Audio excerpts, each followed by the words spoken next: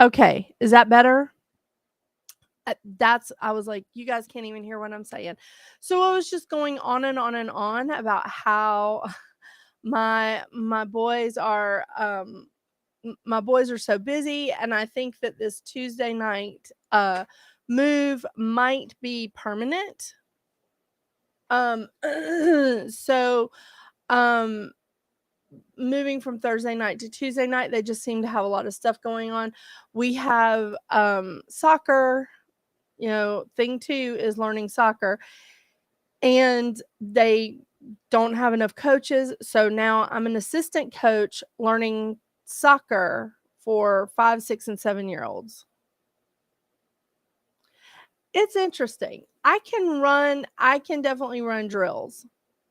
That's what I can do. So that's what I'm capable of. I'm useless in the actual like game. There's a lot more rules, different rules than there are in like American football. So yeah. Um and then thing 1 is can you still not hear me, Alethea? I thought I fixed it. I thought I fixed the okay. Yay. Um my thing 1 is taking horseback riding lessons. So he's enjoying himself immensely. It's really it's a busy summer, but it's fantastic. I have lost my drink. Mouse, can you hand me my drink? Yeah, he's useless. I mean, I guess you need thumbs to hand me my drink. He doesn't have thumbs. So, I'm so excited about tonight. I'm so sorry that I missed last week. Well, I didn't actually miss because I made that video, but I was so excited about the summer solstice. I was so excited about Midsummer's Eve. I was so excited about it. And then it was just like, oh. And Alethea said it best because she was like, yeah, we plan and God laughs. That is 100% accurate. Yeah. So I think they were getting a lot of laughter from me because I was like, I'm determined. I'm determined. I'm going to do this for my phone. And then I was like, I can't even see to put my eyelashes on. How tragic. Tragic is that? Yeah. Hello, Melanie. So we have next week on July 3rd, we have full moon in Capricorn. It hits its peak at 7:39 a.m. Eastern Standard Time. Full moon in Capricorn is great. I'm so excited about it. And I may be a little biased here, maybe a little partial because I have Capricorn rising. And so I love the whole Capricorn energy. But I said this on my astrology show because I did a separate astrology show for all the zodiac readings and the numerology, so that you guys don't have to wade through the astrology to hear your numerology or your zodiac reading. But I'm telling you, these zodiac readings for this full moon in Capricorn, pretty interesting. I've been doing the edits and I'm like, God dang, some pretty interesting stuff here. Oh, Melanie. It's good Capricorn energy. So, this is truly a great time to take stock and evaluate. Where you going? Where you been? What have you learned? Where you've been? Where you're going? How fast are you moving? What kind of direction are you heading in? And is this long term or short term? Like, what are you doing here? Capricorn is ruled by Saturn. And really, Saturn is Saturn wants to focus on long-term success, especially in business. Now, because we have Venus and Mars in Leo on the day that we have this full moon, and we have we have the Sun, Mercury, and Midhaven all in Cancer. So there is a good bit of balance here. I mean, and Cancer is opposite of Capricorn. They're the yin and yang. in the pie chart of astrology, just like Pisces is for Virgo. I'm Virgo sun. So, what we have here is sort of bringing in that emotional like thought and feeling, especially where our because our midheaven is in Cancer, and Mercury is in Cancer. So we're bringing in the emotional parts of communication with our jobs, with our career path, what it is that we want to do long term. But we're adding it to the discipline and the success of that Saturn ruled Capricorn. And I'm loving it. I think this is why I love the full moon in Capricorn so much. So, but I just love that Venus and Mars are both in Leo at this time. So it's giving us a bit of passion. It's giving us a bit of that, oh, let's chase our passion. Let's be on it. Absolutely. Absolutely. Because if we're not working in our passion, then it seems like drudgery.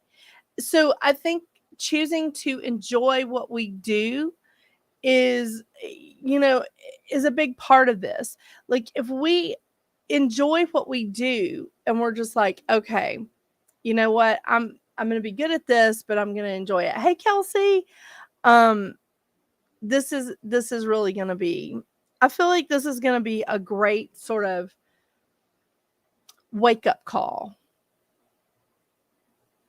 Take stock and evaluate. Now, hello Suzanne. So I want to talk about auras. I love talking about auras, but I'm going to tell you guys a story, and some of you may have already heard this, especially if you're, a returning person here. We had there was a seminar that I went to years ago in New York at the Edgar Cayce Center in New York. And I went and I took all these different seminars and classes. They had a whole weekend of it. And I was like, oh, I'm loving this. And so I flew up there. My brother was living there at the time. So I flew up there and went through all of these classes. So fascinating, because I had stopped telling people at that time, I had stopped telling people what I saw in their aura. I'd stopped telling people because I would piss people off all the time. And I couldn't figure out why I was making people so angry when I was like, oh, your aura is really vibrant green, or it's really, orange, and they would be like, no, it's not. My aura is never that color. So I just stopped telling people that, especially people that were in this industry, because they just know everything about themselves. They know everything, right? So when I would say something like that to them and insult them, I was like, okay, this is bad. So I've got to shut up because I clearly don't know what I'm talking about. So I'm in this seminar, and this wonderful woman, I don't even know how many books she's written. She's walks around and she goes, before I even start talking about this, I'm going to ask some questions. And we're all like, yeah, whatever you want. So she says, what does the color green mean to you? And so she asked 5 people, what does the color green mean? And there were similar things, but there was differences, right? For me, green meant prosperity. Somebody else said it meant peace. People were just, saying all these different things. It meant growth. It meant connection. Things that, I never thought about that. And some of them said, well, I didn't think about prosperity with green. And I was like, well, I just think about that because that's the candle I burn. And she was like, okay, that's a good point. She said, now, what color do you see when you see envy? What color do you see when you see, when you look at something and you think anger, or you think envy, or you think jealousy? And she's putting out all of these really strong emotional feelings, right? Because when you're jealous or you're angry or you feel envy, that's a strong feeling, right? That just a powerful emotion. Happy. What do you see when you feel happy or when you see happiness? What does that mean to you? So she asked 5 people in the room and she got 5 different colors. And she said, "Now, why would your aura, why would the auras be subject to one like direction, one thread, one list of directions? Why would it be like that? Why would somebody write a book and say, red aura means this, green aura means that?" She said, "But that's what they've been doing." And she said, "What you need to do is not say, your aura is really yellow today, or your aura is really brown. What you need to say is, what's going on? You look very joyful, or you look very thoughtful. What's happening with you right now?" If you see green around someone and it means prosperity, ask them, "Wow, is there something that's changed with your financial situation? Is there a lot coming into you? What's shifted?" So this is a pretty interesting, it's so interesting to me to see how different people interpret auras. And that was the only time that I took a class on auras and understood it. And since then, and I can say that was almost 7 years ago because I was pregnant at the time when I was there. I was pregnant with Thing 2. But when I was there and she explained it, it was just like, oh my gosh, thank you so much. So since then, for the last 7 years, when I look at someone, or even I look at the cat who's sitting here purring, laying up against the window, can't hand me my drink, but whatever. When I look at the dog who's laying here comfortably and I see that glowing aura around them, I see one that's content and one that's really tired. I mean, it's different. It's different for everyone. So when I see people now, I'm like, "Hey, what's going on?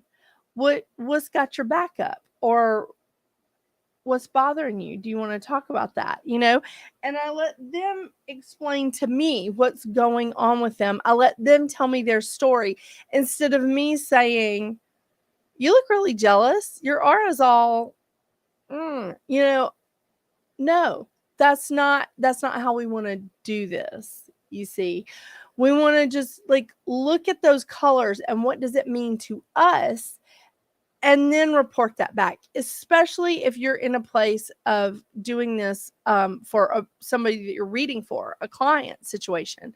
So if you're reading for a client and they walk in and their aura is all brown and you're like, okay. And if it's glunky with it, you're like, oh, for me, I would say, what's clogging up your thought processes? What are you so thoughtful about? What's clogging up your processes?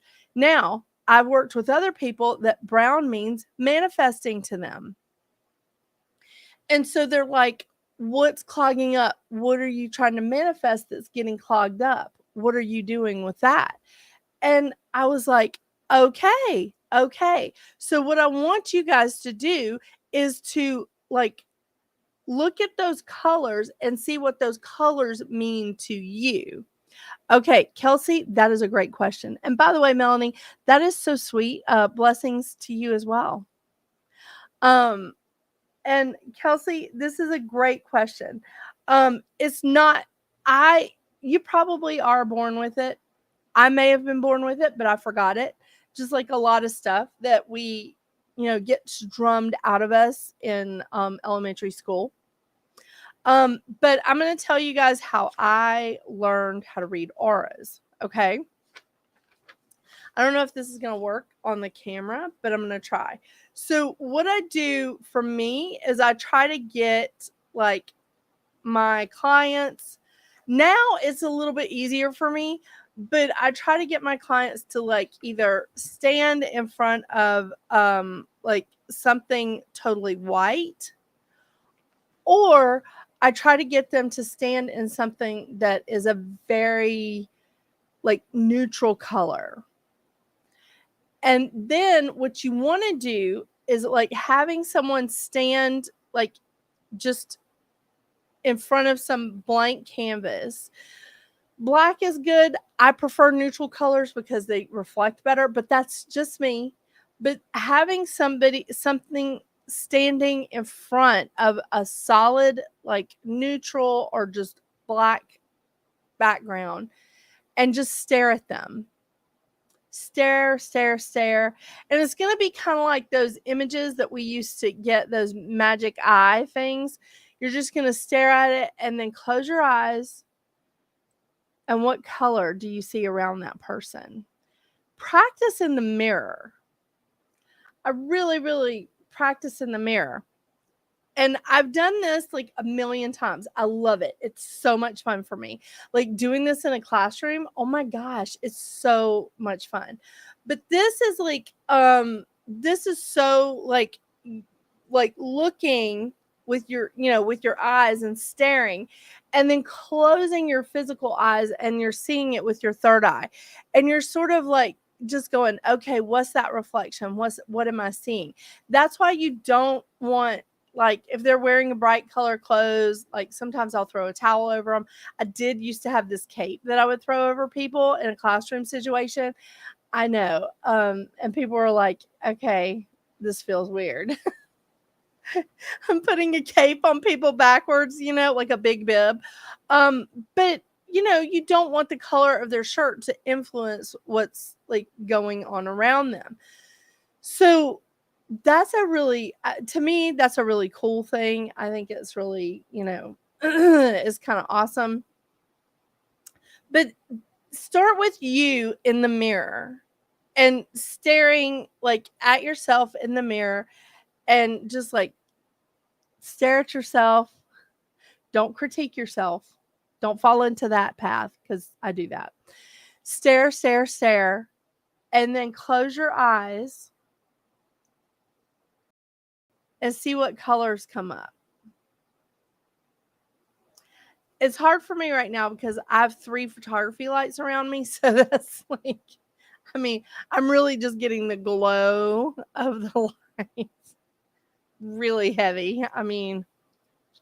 So yeah. But you can do this with anything living. Okay. People, animals, plants, trees, anything in nature. So again, you can just go outside, stare at a tree, stare, stare, stare, and then close your eyes, pull back, and what colors do you see around it? I'll give you a hint. I don't usually see the lower vibrational emotions in nature, in plants, in trees.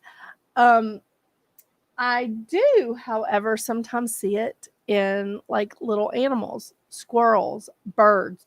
Oh my gosh, there were some birds fighting in my yard. Y'all know how territorial cardinals are? Well, they were fighting in my yard. And I was like, hello, look at that angry little bird. So that's one way. All right. Now, there is something that you can do like seeing versus feeling. Some people feel that energy. So I want to talk about clairsentience, which is feeling. And that to me is the most important of the clairs. And maybe I'll do a show about all the clairs one night because that would be fun, I think. But clairsentience, I think, is the most important clair because it's feeling. It's like following that gut that gut feeling, that intuition. And I think that that's more important than seeing. Clairvoyant is seeing, clairaudient is hearing, but in this instance with the auras, we're just talking about clairsentient and clairvoyant, feeling and seeing. I think that clairsentient is the most important because there are things that can trick your physical eyes. And so sometimes I get tricked too. Yeah. I mean, actually frequently. Isn't that right, Mouse? I don't know what he's like camped out and staring out the window. It's not raining. I don't think. But I get things tricked with my eyes, and I'm like, did I just see that? Like, what's going on? Feeling is is actually, it's not something that you can prove, but you can't always prove the clairvoyant either. But the feeling, I feel like, is more accurate. And some people disagree with me, and that's absolutely fine. This is just my opinion. It's not gospel. It's not like, it's not part of the written word anywhere. But I just think that clairsentient is the most important. When you walk into a room and you're just like, I don't feel like I need to be here, then get the hell out of there. Then get on up out of there. Don't waste your time. And I use examples of my husband, of Dr. Seuss, all the time doing that because he is a stronger empath than I am. But it's because he refuses to see, he refuses to hear. He's extremely intuitive. So when he says, I don't feel good about this, or this feels weird, I listen. And then I start putting my like feelers out going, okay, what is going on? What is going on? So I really listen to him where that is concerned. The okay, I do have more instructions on here. And you know,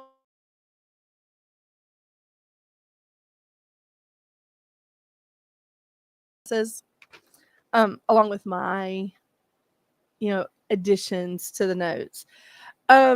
So when you are trying to see, or even if you're trying to feel, try looking at the subject slightly out of focus.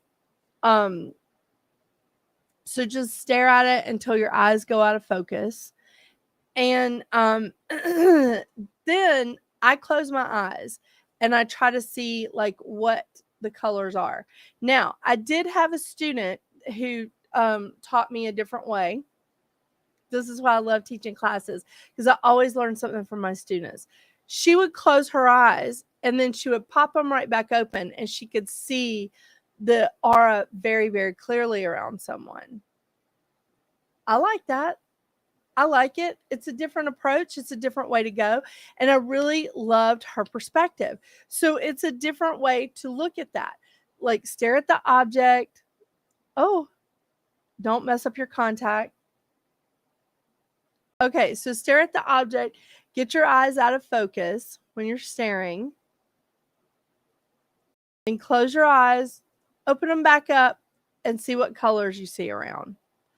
It's really hard because I have my diffuser on back here, but I'm in the office with a dog and a cat, so I need to smell wild orange instead of wild animal. You know what I'm saying? And thank you, doTERRA. Now, what you want to differentiate here is when you're looking at the colors, yes, identify the colors. What does that color mean to you? But are the colors bright? Is it clear? Is it muddy? Does it have clogs in it?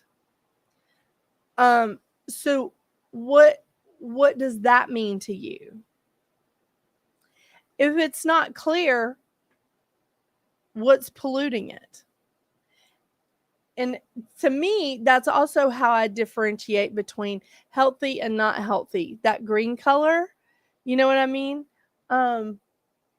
Okay, Alicia, I see a thumbs up, but I see an emoji above, and I don't know what that one is.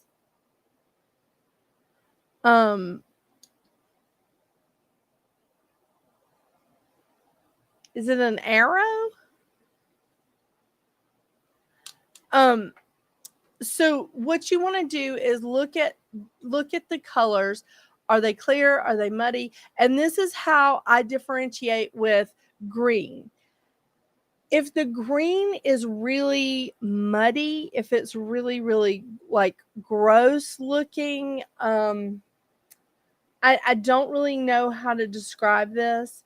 If it's just a nasty looking green, like almost like a bile looking green, that's an unhealthy that's an unhealthy green to me.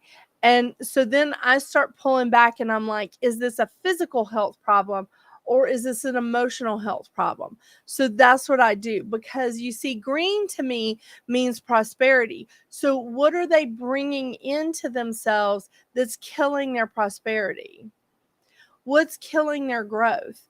That's where my head goes. Do you see how I tie this in? In the same token, like red is passion, but red is also anger to me. So it's just different. It's different shades of red. And I'm not really an artist here, so I'm not good at saying like, like the different spectrums of red, but I know it when I see it. I also know when I'm looking at like pink. I think pink is love. Pink is so lovely. Pink is flirty. It's happy. It's love, right? Well, okay, to me. But when I see pink sort of like melting, I don't know another way to put that. Like it's got dark spots in it and it's melting, then I'm like, okay, what's hurting you? Well, what is painful to you? Some people see these colors and they think chakras. Also very viable, also completely understandable. So if you're looking at green and you're thinking heart chakra, that's exactly what that means to you. Does this make sense to everyone? And does the clear, the muddy, the bright, like is it a dim red? Maybe it's not cloudy or muddy, but maybe it's just dim instead of being bright. Can you stare at a picture and get an aura reading? No, it does need to be a living subject.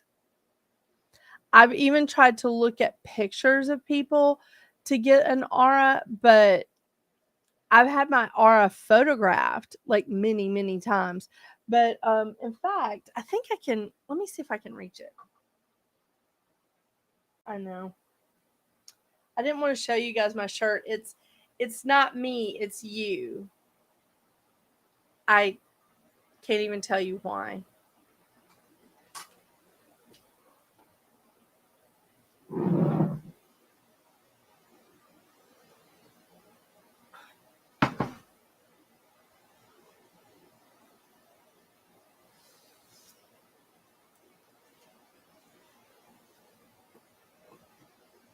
Okay. Let me show you. This is my big book of classes. So I've had my aura photographed, but I've never been able to see an aura in a photograph. I mean, with the exception of these pictures. Okay, these are some of the ones that I saved from like years ago. Like no room at the end. Oh my gosh. Okay, so here is some of my aura pictures.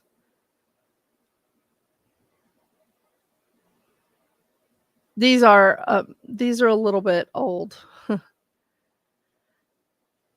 And then here is this one. I was actually holding a crystal. I was kind of testing it myself. Whoops. I can't get it to focus. There it goes. So see the colors around it? Now, you can tell a difference with me holding a crystal and with me physically pulling in my energy. Do you see that? That was me pulling in my energy. Now, the place that I went to, thank you, Mouse. The place that I went to was in Denver, and it was this enormous, like mind, body, and spirit fair. I mean, it's huge. It's a huge fair. They usually have like a couple of hundred readers there. It's enormous. Hang on, I can't.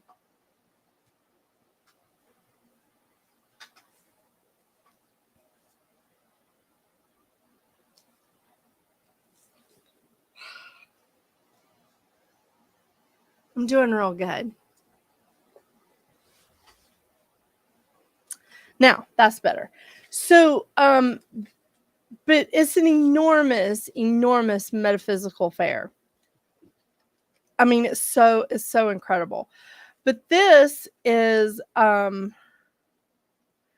they give you a list, and I never resonated with the list. Like, I couldn't understand it. It didn't make sense to me. For what I was holding in my hand, like holding a crystal, testing it out. And it just didn't make a lot of sense to me. But when I took that class 7 years ago, and she explained to me like what auras mean, that was amazing. I mean, it truly was. It was incredible. It was amazing. So I was like, okay.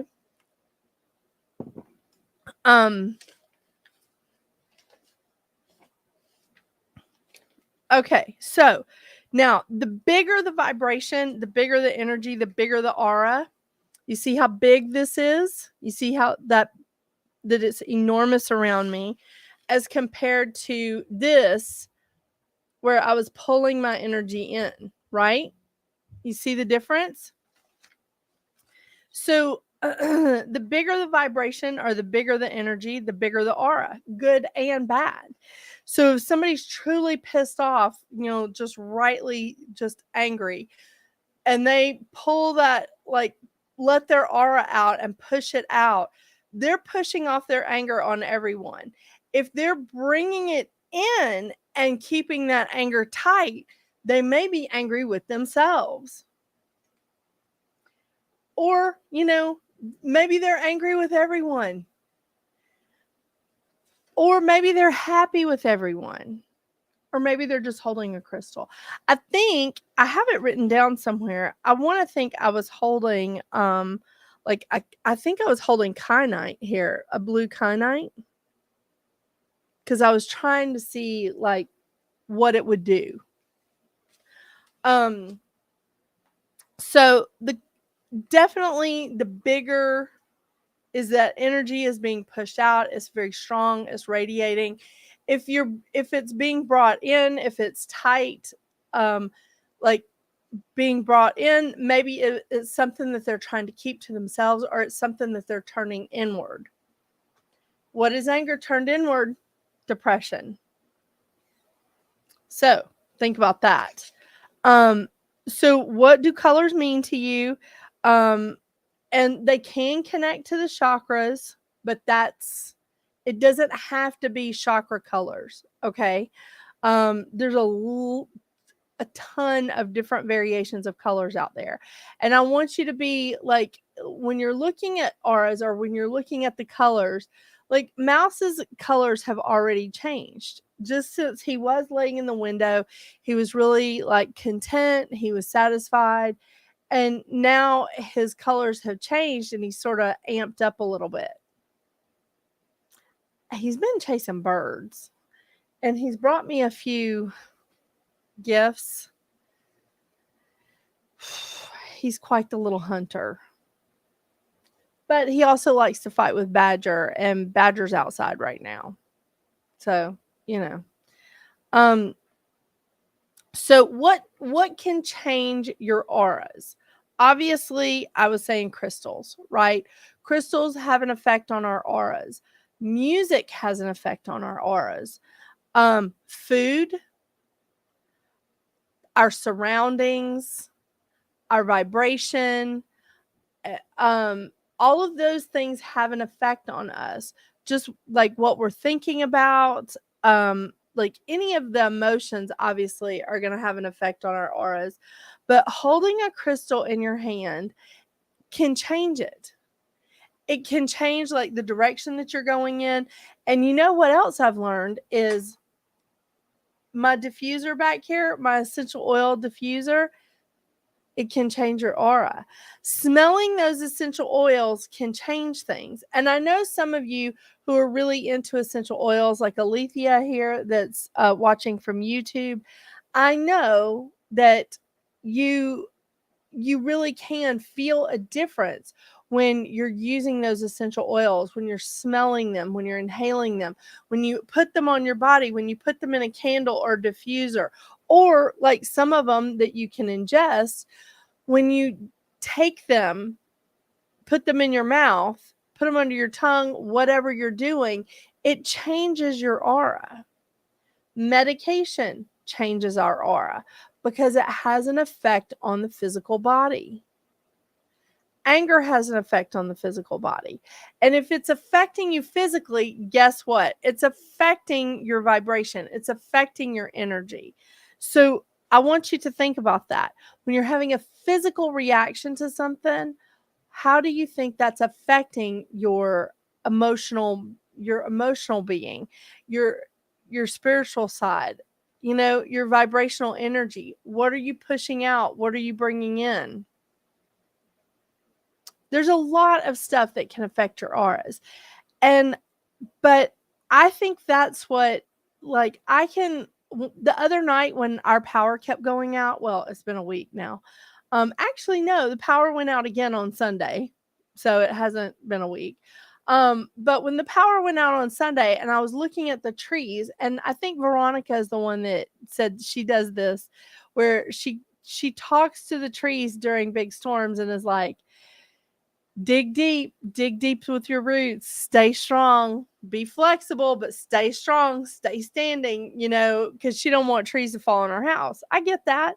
So I was looking at the trees and I was thinking that, but I was looking at them and how the tree knew that the storm was coming and its aura was really, really tight, the aura was really, really tight around the tree. Like it pulled its energy in. It knew it was coming.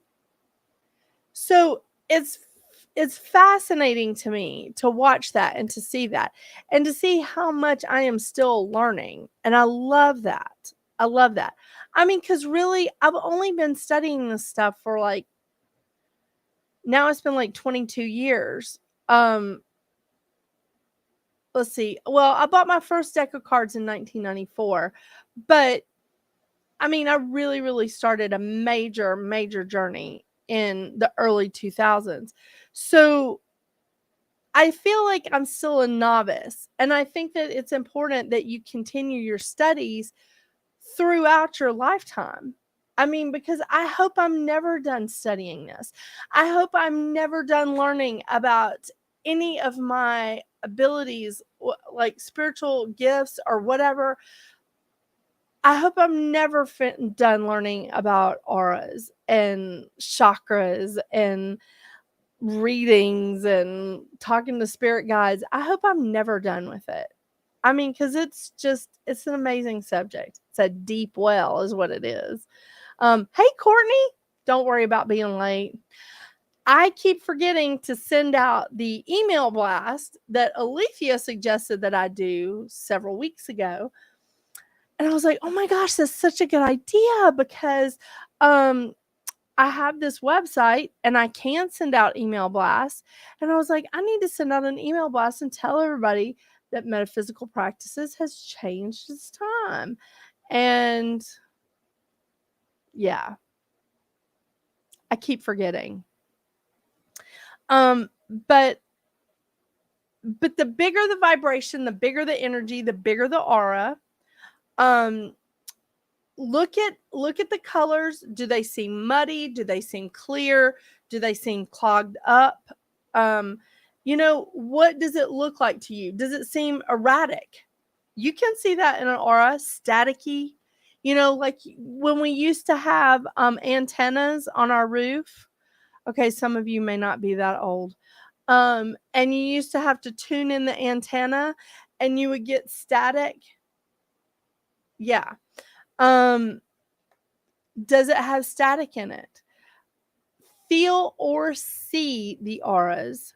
And most importantly, what do those colors mean to you? What do you feel when you think of red? What do you feel when you think of blue? What do you feel when you see this color green, which is sort of like like a seafoam green? I know the words on my shirt is not like, it's not me, it's you. Okay, that may not be nice, but it's funny. I'm not always nice, but I'm always funny.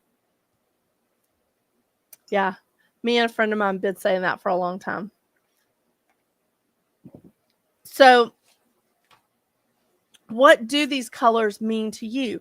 What kind of feeling comes up when you think of the color blue?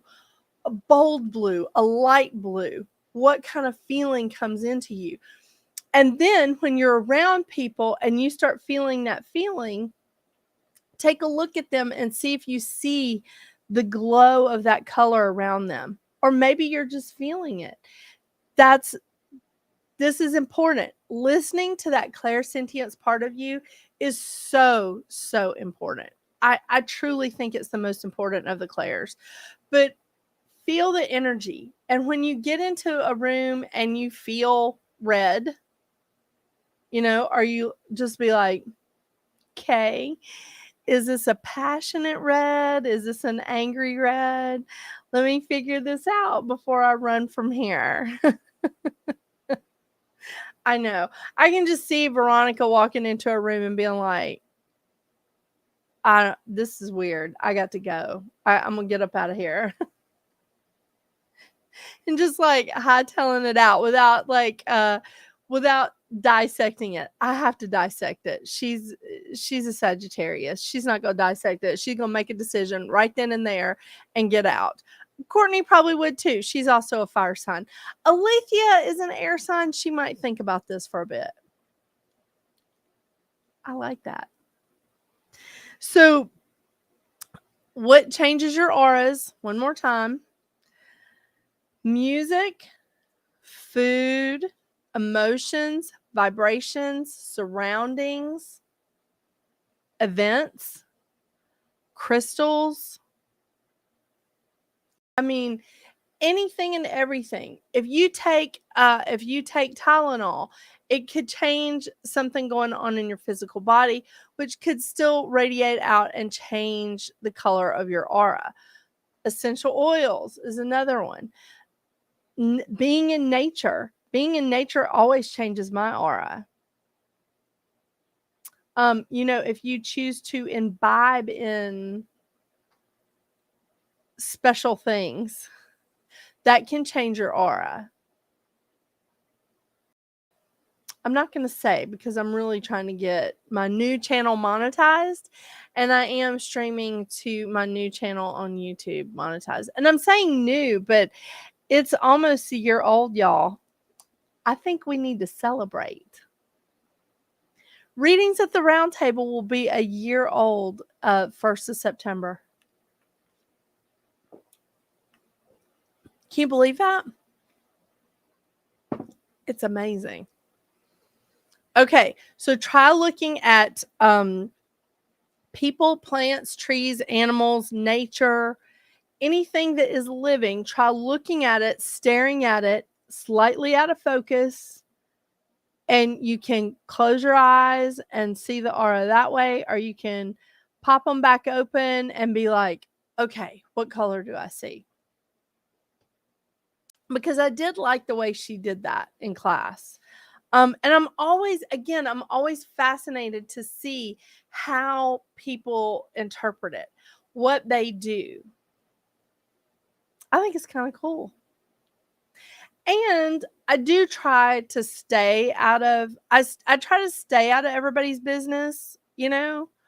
Like I so when I'm around my friends, I'm not trying to get into their business and like look at their auras or like read them. So I try to just like pull my energy in pretty tight, you know what I mean? So that I'm not just like out there going, "Oh, let me see, what's going on with them or what's going on." Yeah, I try to just pull my energy in really tight. Do you prefer metaphysical practices on YouTube or Facebook? Well, honestly, I stream to all. I stream to all of them, Alethea, but where I'm trying to get the most views and the most everything is on readings at the round table on YouTube, because I'm gradually like backing down from the metaphysical practices YouTube page. I'm pulling back and pulling back from it. I mean the metaphysical roundtable YouTube page. Um, I'm just sort of pulling back from that because the energy on readings at the round table is just mine. So it's not about anybody else. It's just about me, and it's just about the stuff I want to put out. So I'm really trying to just put my emphasis and focus on there. So it doesn't, I stream to all the platforms because some people don't want to get an account on YouTube. So they can watch on YouTube, but they can't comment on YouTube unless they have an account, unless they have like a channel. And that's frustrating to people. So if they don't want that, then they'll watch on Facebook or, someplace where they can comment. Does that make sense? Yeah. So it doesn't bother me either way. It's like coming dressed to a party, I don't care what you're wearing. It's as long as you're here. That's actually what I told people at my wedding. So my daddy showed up in blue jeans and I was like, I don't care, gun it up. I'm wearing a pretty dress. Whatever y'all want to wear, you're in.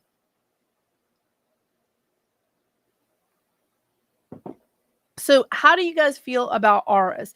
And I would love to hear what you guys have to say about this if you're testing it out on especially your animals. To me, it was always so easy for me to see the aura around my dog Captain. It was so easy for me to see that. And I was like, I love this. I'm in. So, I mean, Jasmine's sitting down here. She's like snoozing away. Yeah, pretty good.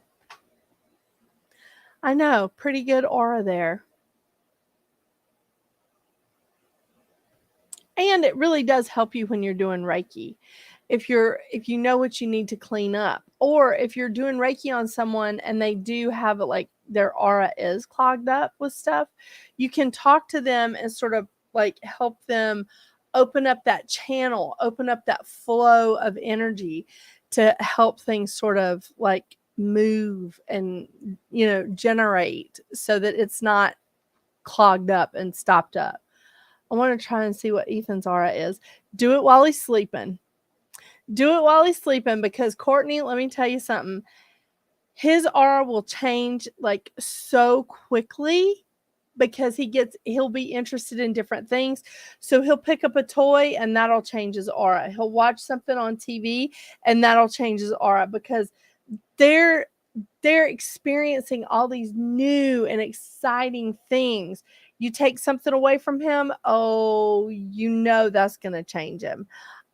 Eating one of his favorite things as opposed to eating something he doesn't like, it changes it.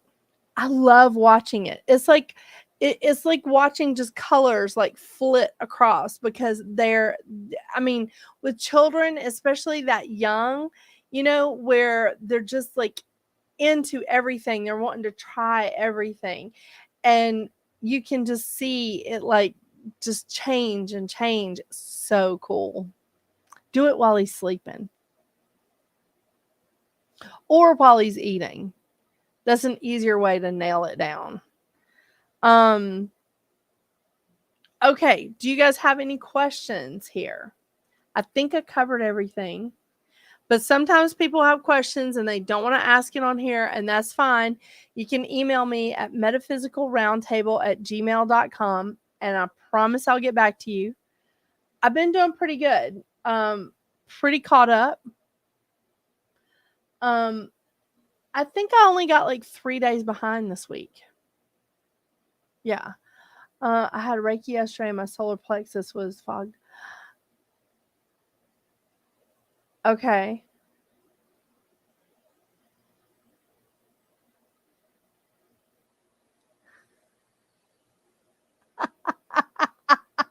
Courtney, that is hilarious. I'm going to tell you, if he didn't throw it in the garbage, he threw it into some kind of dark container that has a lid or that goes in and out of light, like a toy box or a drawer.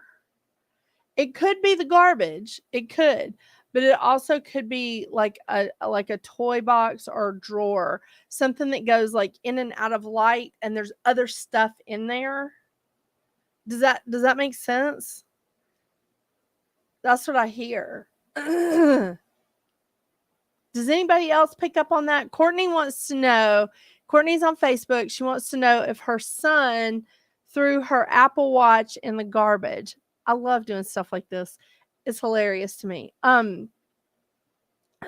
So what do y'all see? I see it in like it's a dark place and then I see light on it, and then it's dark and then I see light on it.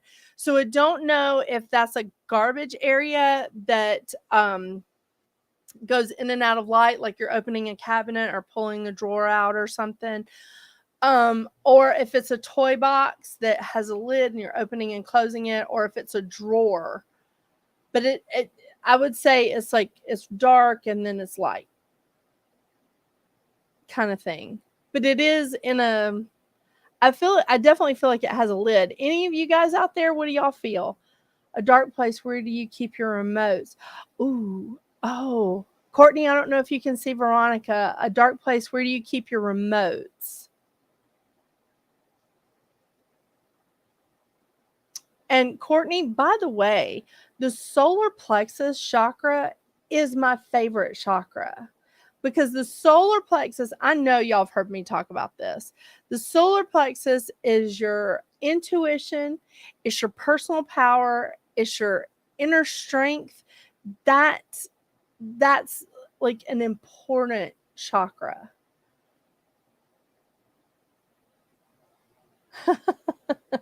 Hey, let me tell you something. My kids, I don't even know which one it was, but I think it was thing 2. And he threw something, we couldn't find it. He threw something in like the dog's toys, and we looked for that for a good 2 years. And then when Lucy passed away and we were having her cremated and I was like getting some of her stuff out, I was like, look what I found. The remote to the stereo was like in with the dog toys. We had been looking for it for 2 years.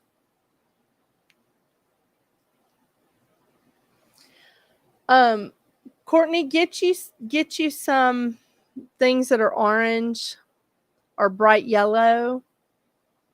Drink some lemon water. That'll help your solar plexus chakra. Lemon water helps solar plexus chakra. So that it will. That'd be awesome. All right. Well, do you guys have any questions for me?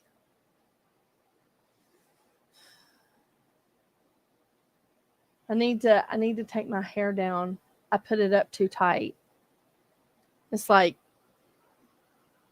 You know, you ever have that when you put your hair up too tight and it's just pulling like right here? I know, I'm getting all personal with y'all now. Okay, the numerology for July will be coming out shortly, probably tomorrow, and then because I think all of those are done, and I just have to make thumbnails for them, and then the full moon in Capricorn, I'm almost finished with. And I'll be able to post them like right back to back. So make sure you check out Readings at the Round Table. If you want to go ahead and look at the astrology for July, I gave a basic rundown of astrology so that you know what's happening with that new moon, what's happening with that full moon, what's happening. Venus is going retrograde in July. Yeah, it's a big deal. Mars is going into Virgo. Big deal. Mercury's going into Virgo. So sun's going into Leo. So happy to all the fire signs, right? And we do end the month with 2 planets and the North Node in fire, 5 planets in earth, 2 in water, and 0 in air. So our air signs are really struggling right now. I know. We got to do something to give ourselves some wind, people. Not that kind of wind. Not asking you to break wind. All right, you guys. I hope y'all have a wonderful, wonderful week. And is the 4th of July next Tuesday? I may bail out next 4th of July because if it's the 4th of July, because my animals go apeshit on the 4th with all the noise and stuff. So I usually try to like get everybody settled into kennels, dosed up, and I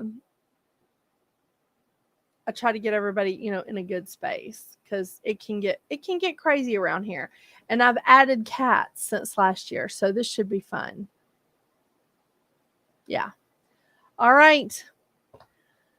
Let me know if you guys have questions. You know where I'm at, metaphysicalroundtable@gmail.com. And I promise I will send out an email blast soon. So if you want to be a subscriber on my website, it's metaphysicalroundtable.com. And of course, don't forget to check out these videos at Readings at the Round Table. And I got some great videos edited this week. The stuff that I bought from this wonderful woman she's local, and it's Organics by Tay. Y'all, that soap, oh my gosh, she made this awesome smudge.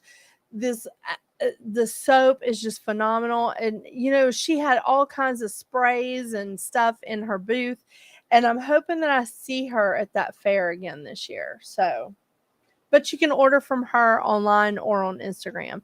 So y'all check it out. And you'll get to see me with no roots because I just had my hair done when I filmed that one. Y'all have a wonderful, wonderful week. Have a great 4th. Have a great full moon in Capricorn. And of course, until we see each other again, get out there and make your magic. Bye, you guys.